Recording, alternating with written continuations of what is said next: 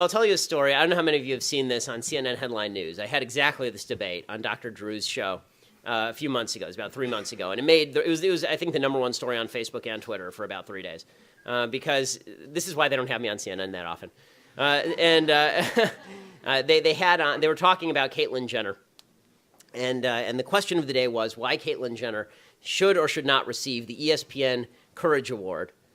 Because, as we all know, the courage to have a boob job, make millions of dollars off of it, have a mental illness that's exploited by television cameras is exactly the same as the courage it took for men to get off boats at the beaches of Normandy on D-Day. I mean, courage is courage, guys. So they had me on this. They had me on this show, and they decided that they were going to seat me directly next to a transgender woman, meaning a man who is delusional and thinks he's a woman. And so I'm sitting next to this dude whose name is Zoe Tur. His former name is Bob Tur. And he's sitting next to me, and this topic comes up. And what I said, they were going around discussing whether or not Caitlyn Jenner was courageous or not courageous. And finally, I just said, I don't understand why we're all humoring mass delusion. Why is the public humoring a delusion? It's not kind to the mentally ill. It's terrible for the mentally ill. As somebody whose grandfather was schizophrenic, it would have been really, really quite terrible if the entire society had said to him, you know what, Nate, you're totally right. The radio is talking to you, right? It wouldn't have been beneficial to him. It was much more beneficial to him that he was institutionalized, given lithium, and then healed, basically, and was able to live a decent life. The idea that transgender surgery accomplishes anything for people who are quote-unquote transgender is nonsense. The suicide rates are precisely the same before and after the surgery, and they are both in excess of 40%, which is unbelievably high. The idea that society is responsible for transgender suicide is absolute garbage. It is not true. Okay, the fact is that even they've done polls of this. There was a poll from the Anderson School at UCLA, and they found that even transgender people who say they're not questioned about being transgender, they have exactly the same rate of suicidality, meaning that this is a mental illness, because that rate of suicidality is so far beyond anything that has ever been experienced in any population of humans ever. Seriously, the only comparable rate of suicide to the transgender community today is Jews living under Nazi German rule. That is the only time in human history that there has been that rate of suicide. So I promise you, transgenders are not being treated like Jews under Nazi German rule, so it clearly is not societal impact that is making people suicidal.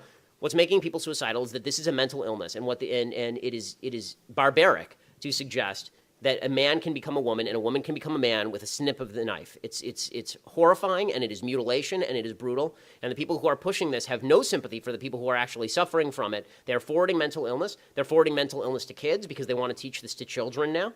And this is one where you're on. I mean, these people. It is unbelievable to me that the left suggests that we're the party of anti-science.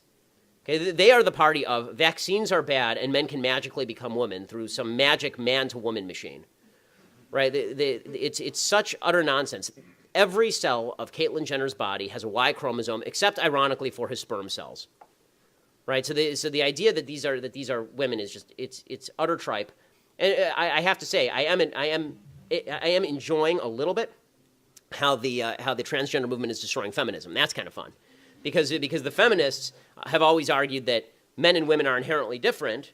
Right, men and women have a beautiful, unique thing to bring to the world, and then of course they say a bunch of other crap. But what they say is true, and now they're saying, but transgenderism says that men and women are exactly the same and can randomly shift. It's weird to hear Hillary Clinton, for example, say Caitlyn Jenner is a beautiful, lovely woman, and then in the same sentence say, and we need a woman president. It's like, well, that's kind of weird. Why? If men and women are exactly the same, then why do we need a woman president? Right? Men and women are exactly the same. So Barack Obama, without any changes to himself, but if Obama really wanted to jack her in this election, he would do that. He'd come out 2 days before the election and he'd say, I'm the first woman president. Right? And change nothing about himself, right? Because transgenderism suggests you don't have to make physical changes, you don't have to change your dress, you don't have to change anything.